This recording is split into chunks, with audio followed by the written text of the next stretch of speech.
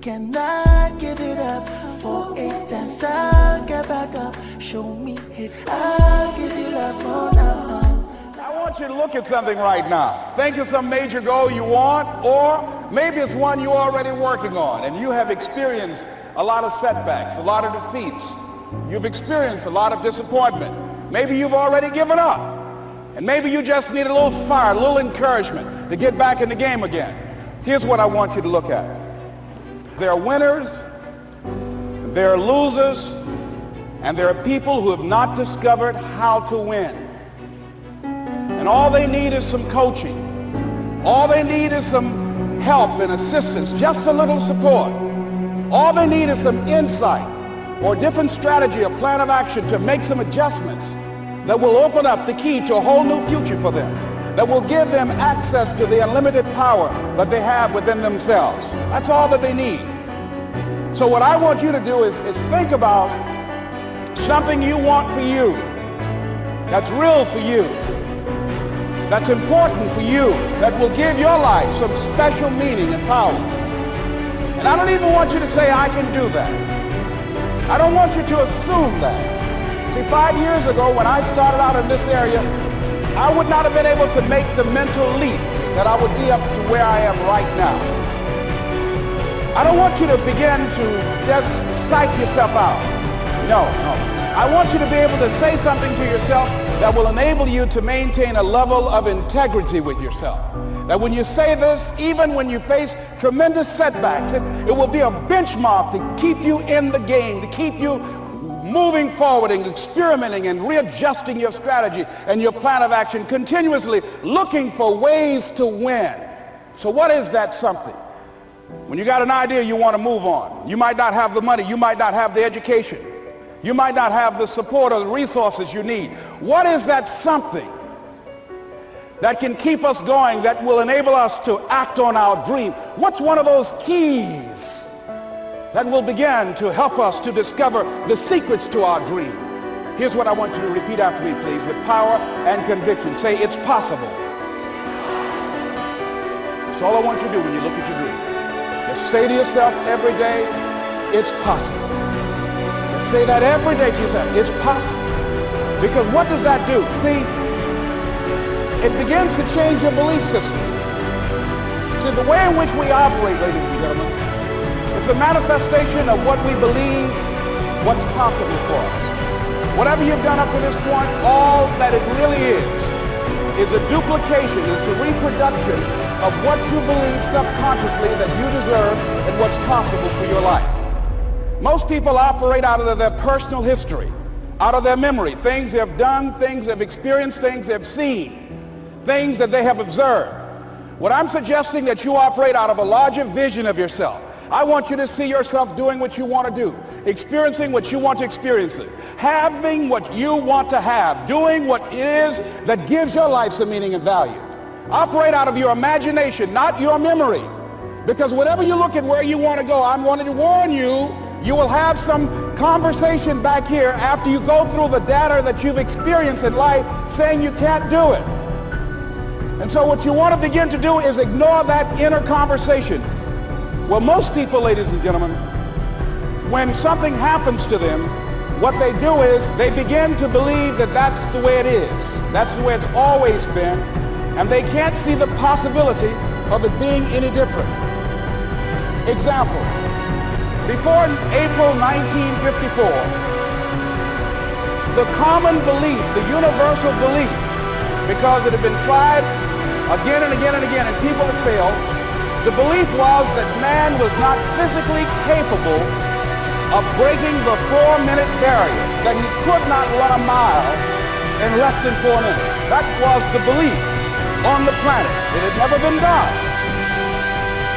Here's what happened, ladies and gentlemen. Roger Bannister came along, and he broke the 4-minute barrier. Now here's what's significant about that. Since that time, up to this day, over 20,000 people have done it, including high school kids. What changed? 20,000 people, what changed? Here's what happened when they got on the track. They knew it had been done. And because they knew it had been done, there was a new belief about this barrier, about this goal that was unreachable. And those 20,000 people got in the race believing, knowing in their heart that someone had done it, that it's possible, that they could do it. And I'm saying that if you know anybody that had some goal, some dream, something they wanted to do, and they did it, then I'm saying that you know in your heart that if someone has done it, then you can do it. It's possible. And that if someone can make their dream become a reality, that it's possible that you can make your dream become reality. And so as you begin to look at where you want to go, beginning to embrace that, it's possible. I'm blessed and highly favored. I've got a lot going for me. I got some good stuff in me. And it's possible that I can bring my greatness out here in the universe. That I can do what I want to do. It's possible I can write my own book. I can have my own business. I can take the trip and travel around the world. It's possible. I can bounce back from adversity and reinvent my life. It's possible. Regardless of where I am, the things can get better for me. It's possible. I'm thinking about two men right here in Chicago who are fairly successful, similar background, educated. They worked for a corporation for many years, and they were among many people that were laid off. Two guys who were very good friends. One went out looking for a job for several weeks along with the other one, and they faced disappointment and rejection again and again and again. They couldn't find any work, which is the story of many people across this country. One guy stopped. He became discouraged. He stopped going. He stayed home looking at television, became very argumentative and toxic with his wife, drinking beer, getting on the phone, talking to his other negative, unemployed friends.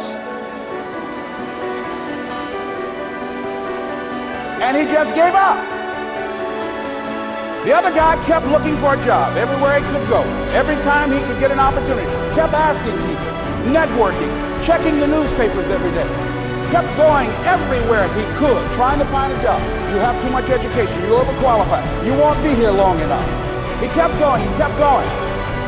He went to a place and said, look here, I tell you what, you can't hire me, and I know you can use my talents, abilities, and skills. I don't want to sit home and do nothing. Just let me do some volunteer work. You don't have to give me anything, all right? I just want to work. I want to be busy. Guy said, okay, it's on you now, but don't expect me to give you anything. It's okay.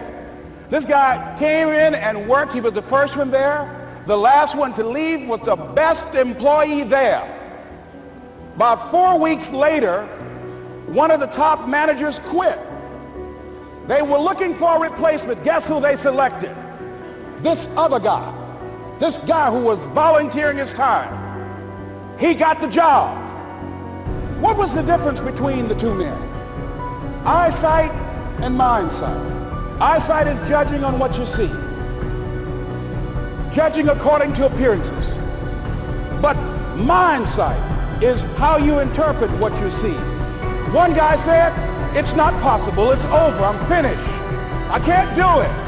I can't make it. He surrendered. I've faced rejection again and again. I'm not going anymore. There are no jobs out there. But this other guy, he felt that in spite of the no's and rejections, in spite of how bad the economy is, in spite of what the newspapers are saying, that it's possible that somebody somewhere will give me a job. He just kept going, thinking it was possible. Guess what, ladies and gentlemen? That's what we have to do with our dreams. Because things happen to you in life that you can never, ever anticipate. And many times when those things happen, you want to give up. I remember when I was in broadcasting, when I was a disc jockey, I became very controversial, not only being a disc jockey, but I felt that radio was something that you not only entertain people with, but you also empower them, you educate them. And I got fired. I didn't just leave, they fired me. That was a shock. I said, wait a minute. They took my microphone. I thought that was who I was. No, ladies and gentlemen, it wasn't. I had to do something else. And I didn't know what else I could do.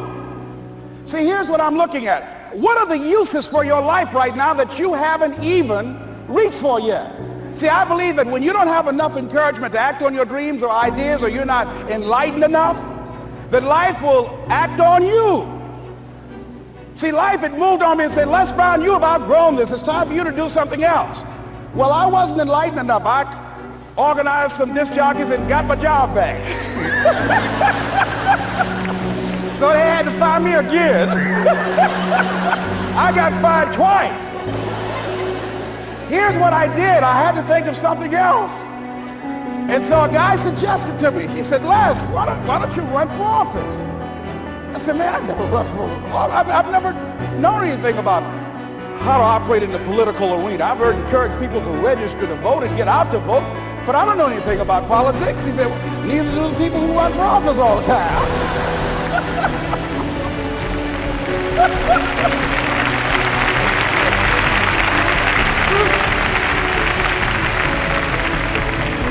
So I ran. Now here's what I'm suggesting. I ran. You got to do what you can where you are with what you have. I didn't have any money. I didn't know anything about the political process. I didn't even have any support. But here's what the guy told me. It's possible you could win. That's all I had. I was running against an endorsed candidate. He was an incumbent. He had the newspaper support, all of the leadership in the community, and I was challenging this guy. So I had a saying when I was on radio, stand up for what you believe in because you can fall for anything. And I would go door to door. I have my kids on one side of the street. I would be on the other, and I'd knock on doors. Hello, my name is Les Brown. Tell everybody I'm still standing. They get on the phone. Child, Les Brown was to my house today. You know the boy on the radio with the big mouth? Yeah, they fired him, honey. Say he's still standing. See, I'm saying just keep moving. Don't start feeling sorry for yourself. Don't spend time blaming and talking about what happened to you. See, whatever you talk about, that's what you multiply and expand in your life experience. So don't talk about stuff unless you want it to keep on happening to you, all right? So I got in that kind of action.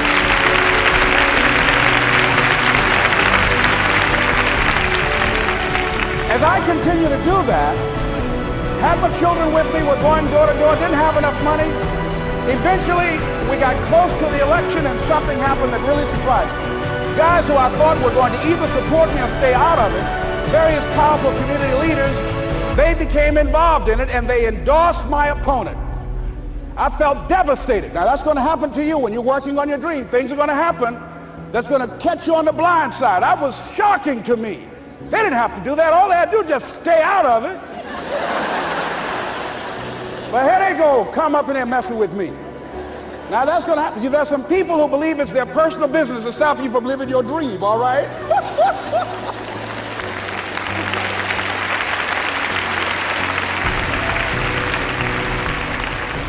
But I didn't deal with that. You want to make your dream come true, you got to stay focused. Some people rather get even than get ahead. Stay focused on where you want to go. I just kept on doing what I was supposed to do. And so I was driving to the radio station. My opponent had over $20,000. I had less than $800. As I was in the radio station, the guy said, "You're going to make a commercial?" I said, "Yes." He said, "It better be a good one because that money can't go pretty far here." And I sat there in the middle control room and I was thinking. And here's what happens when you get still. Stuff will start coming. Something said, "Call your mom." Just to talk about your mother on the air all the time. Ask her to say a few words for you. That'll be a different kind of political spot. So I called my mama. And I had a gospel record playing in the background.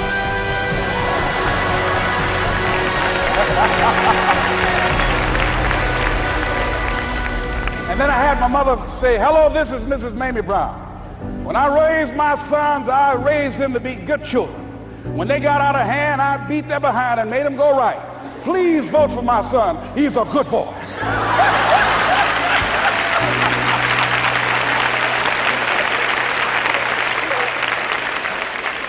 Usually in the state representative race, maybe 3,000 or 4,000 people will come out to vote in a primary. In that primary race, over 27,000 people came out and voted and said, "I'm voting for Les Brown because his mama said he's a good boy." ladies and gentlemen. I won.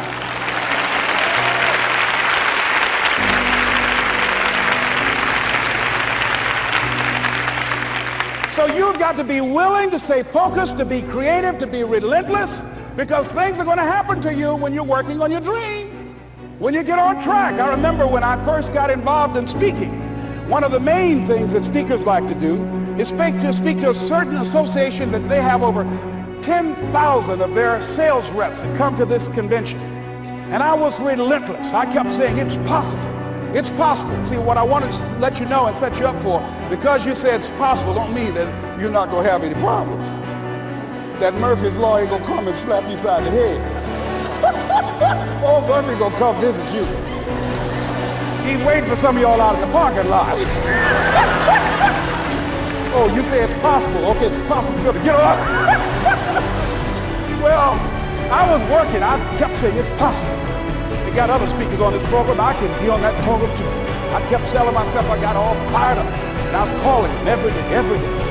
And the lady finally said, Mr. Brown, I tell you what, we want you to come in and talk to our sales executives. You got the kind of fire and guts that they want, that will motivate them. And let me tell you something else. We want you to bring your motivational tapes. You're going to need at least $50,000 worth of tapes. I said, is that right? Yes, because they want to keep that drive alive. I said, all right. I called the guy to duplicate my tapes. I said, Don, how you doing? This is Les. Let me tell you, I got a major speaking engagement. I said, man, it's a speaker's dream. I need over $50,000 worth of product. He said, Les, you don't have that kind of credit. I said, I know, but Don, I can sell that. Just right after the speaking engagement, I'll give you your money in 4 days. He said, are you sure, Les? I said, yes, man, I got a major speaking engagement, and they told me to do it. He said, man, that's a big order. Let me talk with the lady with you. I said, hold on just a minute, man. Call the lady back. Hello, Evelyn, how you doing? This is Les Brown. I got Don on the phone. What did you say? Do I have the speaking engagement? Yes, you do. And what else you suggest, Les? Our people, they buy a lot of tapes. Your tapes are very popular among them. I'm saying bring at least $50,000 worth of tapes, Les. You'll sell everything you got and more. I said, did you hear that, Don? He said, yes. I said, now, if anybody else has to make a decision, are you the final person? She said, I'm the final person. I will send you the contract.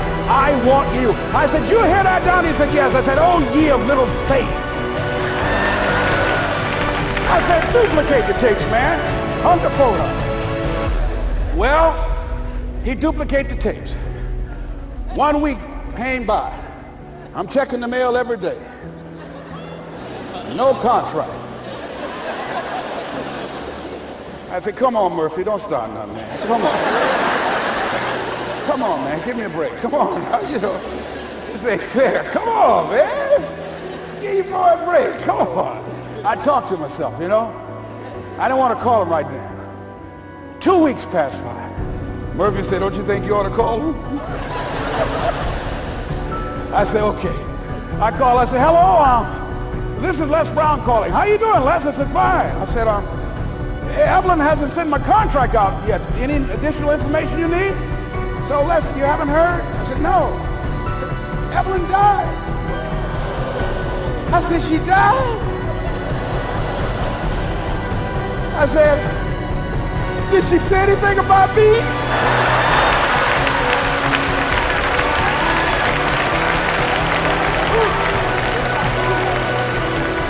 When I got home, I was so wiped out. And Murphy was in the house waiting on me.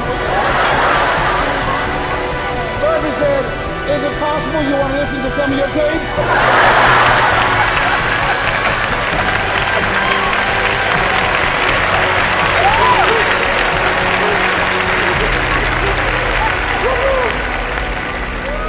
But ladies and gentlemen, here's what I had to do. I had to begin to focus on what was the solution. That this was not the only place that I'll be able to sell those products. And as I began to challenge myself and got some help and support and some other input, I eventually did. It took longer, but it was challenging. But I did it. Repeat after me, please. No matter how bad it is, or how bad it gets, I'm going to make it. I'm going to make it. Cannot give it up. 4 8 times I'll get back up. Show me it. I'll give it